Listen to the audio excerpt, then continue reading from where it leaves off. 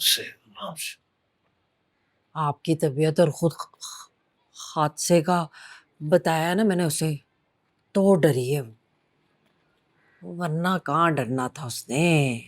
ना जी, बड़ी पक्की पाकीज़ा, उसने नहीं हटना था अपनी बात से। मैं तो भले गले में फंदा भी डाल लेती ना, सचमुच, तो भी नहीं हटना था उसने अपनी बात से। लेकिन आपकी फिक्र में हट गई बात से, आपकी फिक्र में डरी है वो। कर मिलने तो तुम्हें आई ना, हैं जी? तुम्हें मिलने आई ना। हाँ, पता नहीं क्यों मिलने के लिए आ गई। और असलम साहब दलेर इतनी, पूरी गली पैदल चलकर आ गई। मैंने तो शुक्र किया अकबर असगर घर पे नहीं थे, मोहल्ले में किसी ने देख लेना था। मैंने तो डर के मारे कह दिया जाने को, तो गुस्से की भी उतनी ही तेज है ना, सीधा जाके केस कर दिया। मेरे हादसे का किसने बताया उसे? हाँ जी? मेरे हादसे का किसने बताया? तुमने? हाँ जी, मैं मिलने के लिए गई थी, मैंने बताया। लेकिन असलम साहब, गुस्सा करने से पहले ये भी तो सोचे ना आप जरा, कि अच्छा किया ना कि मैं चली गई और आपकी बता दिया मैंने हादसे का। आपके हादसे का सुना है तो कैसी सीधी तुक हुई है, भूल गई सारा केस वेस। वरना पहले मैंने लाख डरावे दिए कि तेरे भाई असगर को पता चलेगा तेरे केस का, पर नहीं मान रही थी, नहीं हट रही थी। आपका पता चला तो कैसी लाइन पे आई है। मिलने गई थी उससे आलिया? हाँ जी? हाँ जी। मिलने गई थी ना उससे? हाँ, गई थी मिलने के लिए। असगर का बोला, डराया धमकाया, पर पाकिज़ा बहुत कमजोर हो गई है ना आलिया? हाँ, कमजोर तो हो गई है बहुत। इतना सा मुंह निकल आया उसका।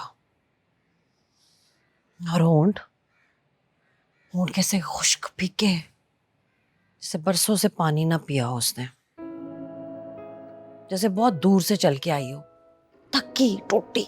मेरा जी चाह कि मैं मेरा भी दिल चाहा, मेरा दिल चाहा कि मैं कहूँ पाकीज़ा मेरी बच्ची, खोल मत, बैठ जाए यहाँ पे थोड़ी देर, कर आराम, मैं तेरे सर में मालिश करूं, तुझे शिकंजवी बना के पिलाऊं, ठंडी ठार काला नमक डालकर।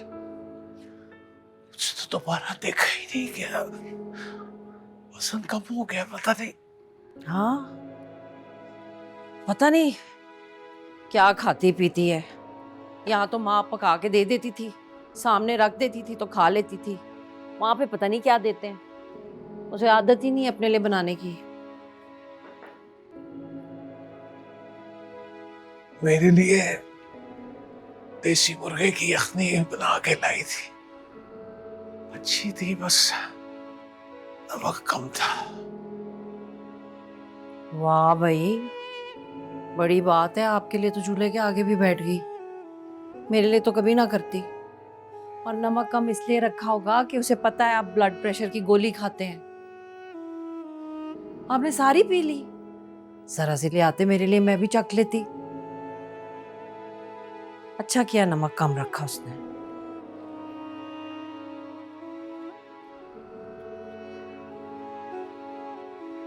और क्या कह रही थी असलम साहब? आकड़ तो बड़ी है उसमें, अभी भी दो चार बातें तो कर दी होंगी तन के, है ना? मेरी बुजदिली ने उसे भी बुजदिल बना दिया है।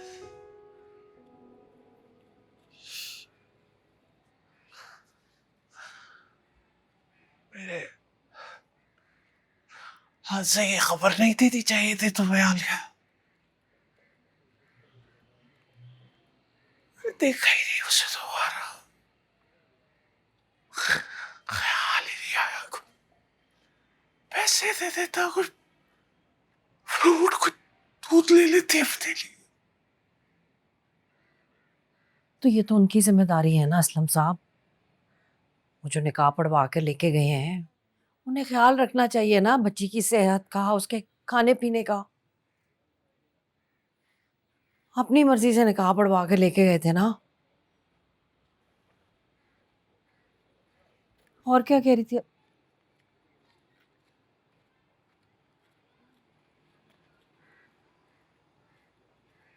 मेरा तो नहीं पूछा होगा उसने।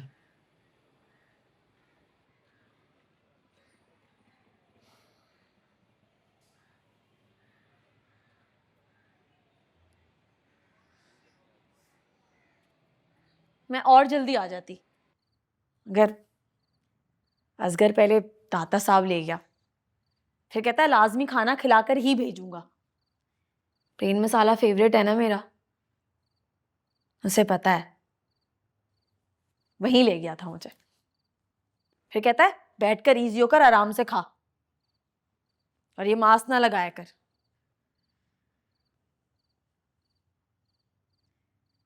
तेरा भाई है तेरे साथ।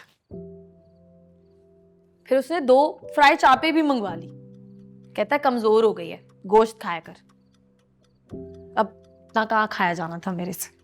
तभी जो बच गए मेरे लिए पैक करा के ले आई है। नहीं नहीं मम्मी जी, 2 प्लेटें चापे मंगवाई थी, 1 प्लेट को तो हाथ ही नहीं लगाया हमने। नान आपके लिए अलग से पैक कराई है मैंने। चल सवेरे खाऊंगी फिर तल के।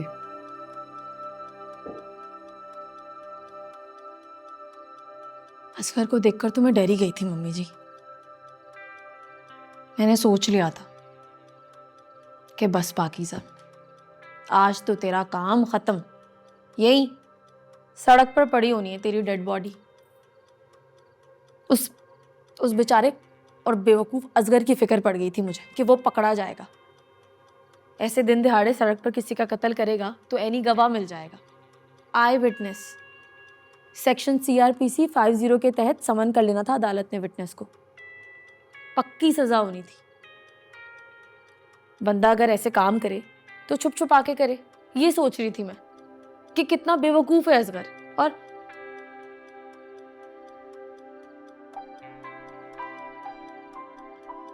वो कहता है बड़ी कमजोर हो गई है तू पाकीज़ा, खाना नहीं खाती।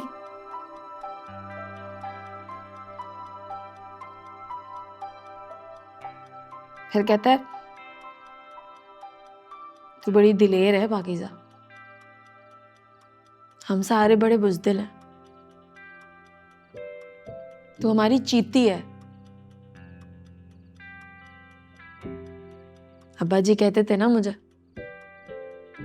पाकीज़ा मेरी चीती।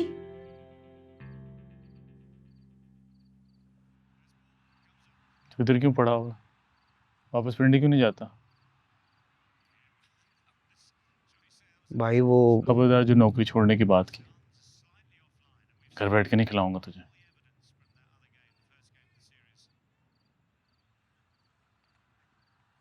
वो आज मैंने पाकीज़ा को देखा।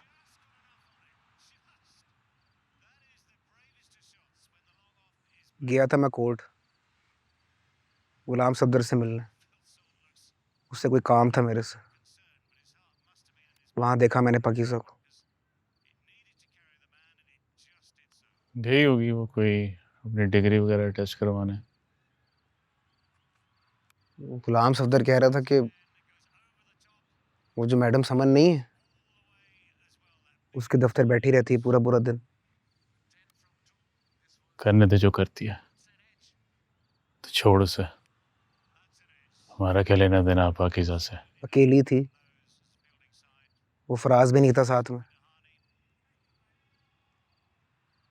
बिल्कुल अकेला कर गया शायद हमारी पाकीज़ा को। बड़ी कमज़ोर हो गई, ऐसे जैसे कभी पेट भर के खाना ही ना खाया हो। कपड़े भी बस ऐਵੇਂ ही। पहली बारी में तो पहचाना ही नहीं मैंने। पहले तो बंद करिए क्रिकेट मैच। जहर लगती है मुझे कमेंट्री की आवाज। चैन से सोने दे, कमेंट्री लगा के बैठा हुआ है।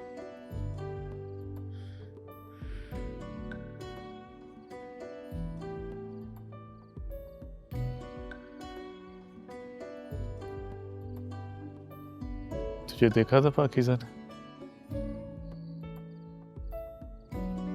असगर